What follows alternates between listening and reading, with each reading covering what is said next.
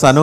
ఒకసారి శ్రీశైలం గారి దగ్గరికి వెళ్దాం. శ్రీశైలం గారు, భోజనాలకు పిలిపించుకోవటం, 2 జతల బట్టలు పెట్టడం, 1116 ఇప్పించి నోబెల్ బహుమతికి తన పేరు సిఫార్సు చేయించుకోవటం, ట్రంప్ మార్క్ రాజకీయం చేయించుకున్నాడు. అతనికి ఒక సేఫ్ పొజిషన్ ఏర్పాటు చేసిన తర్వాత రెస్ట్ ఆఫ్ ది థింగ్స్ అన్నీ అతని చేతికి వదిలేశారు. ప్రతిదీ అతను తీసుకున్న ప్రతి నిర్ణయము సిఐఏ డ్రాఫ్ట్ చేసి పంపిస్తుంది, దానికి అనుకూలంగానే చేస్తున్నాడు, స్పష్టంగా కనిపిస్తుంది. డీప్ స్టేట్ ఈ జోక్యం విపరీతంగా పెరిగిపోయిన పొరుగు దేశంలో జరుగుతున్న పరిణామాలు మనకి ఎంత కాదన్నా ఎంతో కొంత ఇబ్బంది కలిగించేవి. మనం we cannot dismiss or rule out. ఈ క్రమంలో మనం ఎంత అప్రమత్తంగా ఉండాలి అంటే నేను మీ మాటను విభేదిస్తున్నాను. ఎందుకంటేనంటే యూపీఏ ప్రభుత్వంలో అవన్నీ పాచికలన్నీ పారాయి, ఎన్డీఏ ప్రభుత్వంలో అవి పారేటటువంటి అవకాశాలు సన్నగిలినాయి. ఎందుకంటేనంటే ప్రపంచం యాక్సెప్ట్ చేసినా చేయకపోయినా భారతదేశ అభివృద్ధిని, భారతదేశ పురోగతిని ఆపేటటువంటి దమ్ము ధైర్యం ప్రపంచంలో ఏ దేశానికి లేదు. అది ప్రపంచం కూడా యాక్సెప్ట్ చేసింది. ఏ రకంగా చూసుకున్నా కానీ భారత సమీకరణలు కానీ, దౌత్య విధానాలు కానీ, డిఫెన్స్ మెకానిజం కానీ అన్నిట్లలో కూడా భారత్ అనేటటువంటిది ఇప్పుడు టాప్ 3 or 4లో ఎగ్జిస్టింగ్లో ఉన్నది. ఆ అంశం మీరు అడిగినటువంటి ప్రశ్నకు వస్తే, డీప్ స్టేట్ కాన్స్పిరెన్సీస్ అనేటటువంటిది కొత్తగా అంటే భారతదేశం చవిచూస్తున్నటువంటి అంశాలు ఇవి కావు. భారత్ చుట్టూ గత మీకు 3 దశాబ్దాల నుండి ప్రతి అంశంలో కూడా అందరు యాక్సెప్టెన్స్ చేస్తున్నటువంటి అంశాలు. ఈరోజు బ్రేకింగ్ న్యూస్, ఈరోజు మార్నింగ్ బ్రేకింగ్ న్యూస్, నేపాల్లో జరిగినటువంటి అల్లర్లకు ఒక అగ్రరాజ్యం హస్తం దాని వెనుక ఉన్నది అనేటటువంటిది ఒక ప్రధానమైనటువంటి వార్త. ఆ అగ్రరాజ్యం ఎందుకు ఆ కుట్రను తీసుకున్నది అంటే చైనా భారత్లను పరోక్షంగా నిర్వీర్యం చేయాలి అనేటటువంటి అంశం ఒకటి ప్రధానంగా. మనకు శ్రీలంకలో ప్రజల ఉద్యమం జరిగింది, దానికి కూడా అంతర్జాతీయ కుట్రలు ఉన్నాయనేటటువంటివి అంతర్జాతీయ మీడియా కథనాలే మనకి ఇచ్చినటువంటి అంశం. శ్రీలంకలో జరిగినటువంటి ఒక ఆశ్చర్యకరమైనటువంటి అంశం ఏంటంటే అక్కడ జరిగినటువంటి అంశం ఒకటి, ప్రచారంలోకి వచ్చినటువంటి అంశం మరొకటి.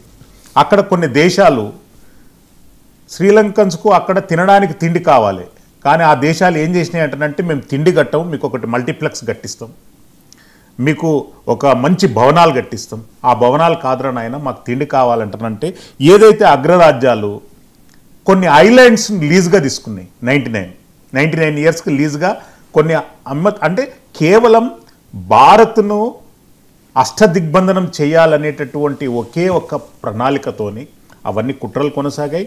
బంగ్లాదేశ్ ఎపిసోడ్ కానివ్వండి, నేపాల్ ఎపిసోడ్ కానివ్వండి, పాకిస్తాన్ ఎట్లా ఎనీ కాస్ట్, పాకిస్తాన్లో మనకు ఎందుకంటే దానికి యాక్సెస్ అనేటటువంటిది లేదు, పాకిస్తాన్ ఎపిసోడ్ కానివ్వండి, మనకు మిత్ర దేశాలైనటువంటి ప్రతి దేశం కూడా ప్రత్యక్షంగా పరోక్షంగా ఈ విధానాలపైన వస్తున్నటువంటి అంశాన్ని మనం చూస్తున్నాం. భారత్ అదే తరహాలో తిప్పికొడుతుంది. అన్ని రకాలుగా దౌత్య విధానాలను అనేటటువంటిది ఈ డీప్ స్టేట్ కుట్రలకు కాన్స్పిరెన్సీలకు వ్యతిరేకంగా పనిచేస్తున్నటువంటి అంశం మనం చూస్తున్నాం.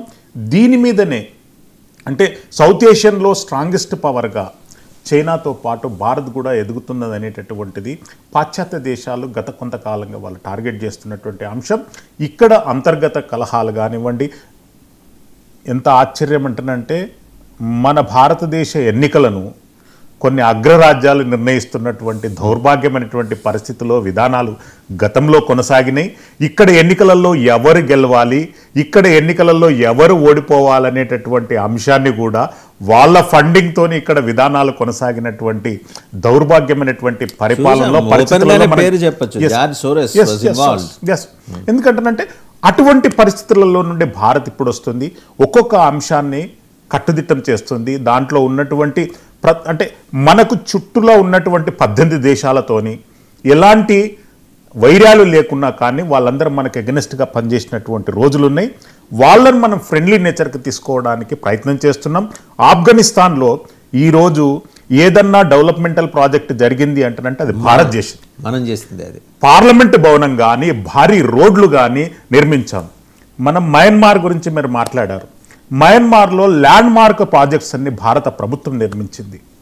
నాకు ఆ రిజర్వాయర్ పేరు గుర్తుకు రావడం లేదు, కడల్ కండ్ల రిజర్వాయర్ సంథింగ్. ఆ రిజర్వాయర్ పూర్తిగా నిర్మాణానికి భారత్ సహకారం చేసింది. మాలే కాన్ఫరెన్స్, ఫైనాన్షియల్ కాన్ఫరెన్స్ మొత్తం దానికి స్పాన్సర్ భారత ప్రభుత్వం ఇచ్చింది. కానీ వాళ్ళు ప్రత్యక్షంగా పరోక్షంగా భారత అభివృద్ధిని ఏ రోజు కోరుకోలేదు. ఈరోజు మాట్లాడుతున్నటువంటి శ్రీలంక ఎంత దుర్మార్గమైనటువంటి ఆలోచనలు వాళ్ళ మనసులో ఉండుండేటంటే ఇప్పుడు వాళ్ళతో మనం ఫ్రెండ్షిప్ చేసుకున్నాం. ఎందుకంటేనంటే భారత్ యొక్క మనకు ఒక అఖండమైనటువంటి దేశం మనతో పాటు ఉండాలంటని చెప్పి పొరుగు దేశాల మనస్సును మార్చడానికి ఎంతో కష్టం పడింది ఇప్పుడున్నటువంటి ఎన్డీఏ ప్రభుత్వం. అదే కంటిన్యూటీ అవుతుంది. ఎక్సెప్ట్ పాకిస్తాన్ ఎందుకంటేనంటే అది ఆరిపోయే దీపం. దాని గురించి ఎక్కువగా వీళ్ళు భారత ప్రభుత్వం ఆలోచించవలసిన అవసరం లేదు. ఇక్కడ ఉన్నటువంటి పీఓకేలో ఉద్యమాలు జరుగుతున్నాయి పాకిస్తాన్కు వ్యతిరేకంగా. బలోచిస్తాన్లో మారణ హోమం జరుగుతుంది. అక్కడ ఉన్నటువంటి వారియర్స్ అంతా అక్కడ ప్రభుత్వానికి వ్యతిరేకంగా. ఆఫ్ఘనిస్తాన్ ఆల్రెడీ తరిమి కొట్టింది. అంతర్గతంగా ఉన్నటువంటి కలహాలు వాళ్ళకి ఎన్నో పాయింట్అవుట్గా ఉన్నాయి. అందు గురించి అది ఆరిపోయే దీపం. పాకిస్తాన్ గురించి మనం ఎక్కువ మాట్లాడి స్వరపేటికను వేస్ట్ చేసుకోవాల్సిన అవసరం లేదు. ఎందుకంటే ఆపరేషన్ సింధూర్ అనంతరం AK-47లు, మిషన్ గన్లు, లేజర్ గన్లు, గైడెడ్ గన్లు, స్నీపర్ గన్లు పట్టుకోవాల్సినటువంటి ఆసిఫ్ మునీర్ వాడు ప్రొడక్ట్ చేసేటటువంటి ఖనిజాలతో మార్కెటింగ్కు అమెరికాకు వెళ్ళాడు. అటువంటి పరిస్థితులలో ఈరోజు బ్రేకింగ్ న్యూస్ ఏంటంటే ఆపరేషన్ సింధూర్లో డ్యామేజ్ అయినటువంటి అన్ని యుద్ధ విమానాలను రిపేర్కు పాకిస్తాన్కు రిపేర్ చేసుకోవడానికి అమెరికా ఆర్థిక సహాయం అందిస్తుంది. అంటే జరిగినటువంటి విధ్వంసాన్ని వాళ్ళు అభివర్ణించలేకపోతున్నారు. ఆపరేషన్ సింధూర్లో జరిగినటువంటి 9 రాష్ట్రాలలో జరిగినటువంటి డ్యామేజ్ను పాకిస్తాన్లో ఉన్నటువంటి అధ్యయన సంస్థలు కూడా వాళ్ళు అభివర్ణించలేని పరిస్థితిలో ఉన్నారు. నూర్ఖాన్ ఎయిర్ బేస్ లోపల కానివ్వండి, ఇంకా సిప్లో ఎయిర్ బేస్లో కానివ్వండి, అమెరికా యుద్ధ విమానాలు ఎంతవరకు డ్యామేజ్ అయినాయి అనేటటువంటిది వాటిలలో నుండి రికవరీ కానీకే పాకిస్తాన్కు ఇంకొక 3 దశాబ్దాలు పడుతుంది. వాళ్ళకి ఈ ఆసిఫ్ మునీర్ కానీ, ఆసిఫ్ మునీర్ తాత ముత్తాతలు ఎవరొచ్చినా కానీ జరిగినటువంటి డ్యామేజ్ను వాళ్ళు రికవరీ చేసుకోవాలంటే విధానాలు రూపొందించాలి. దానికి చక్కటి నిదర్శనం ఏంటంటే మిషన్ గన్లు పట్టుకునేటటువంటి ఆసిఫ్ మునీరు ఖనిజాలు వాళ్ళ మార్కెటింగు, ఓపీఎం వాళ్ళు ప్రొడక్ట్ ఎట్లా చేస్తున్నారు అనేటటువంటిది వైట్ హౌస్లో వాళ్ళు మార్కెటింగ్ ప్రజెంటేషన్ చేసినటువంటి విధానం అందరికీ చక్కటి నిదర్శనంగా కొనసాగుతుంది.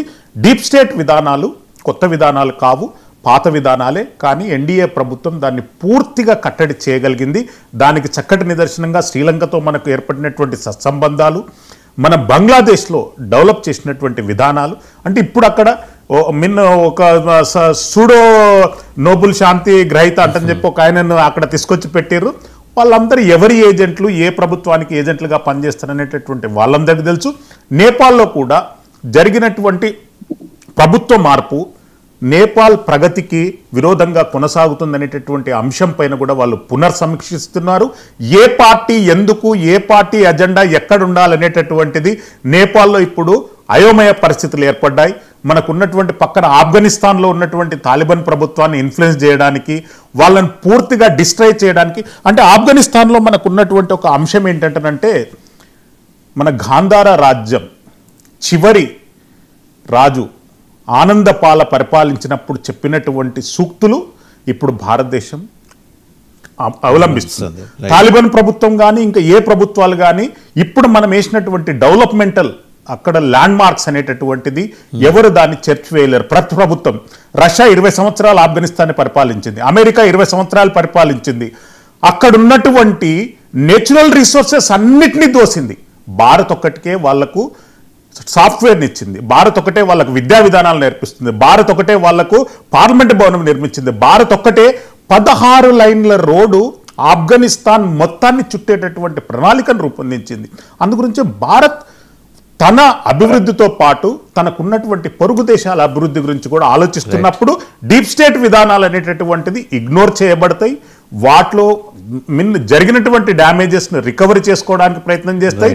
మన దగ్గర కిసాన్ల ఉద్యమం జరిగితే అగ్రరాజ్యాల్లో అంతర్జాతీయ ఫండింగ్ అనేటటువంటిది లేకుండా జాగ్రత్త పడతాయి.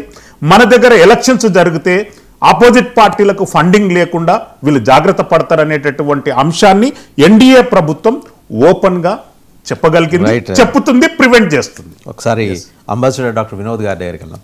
So these are the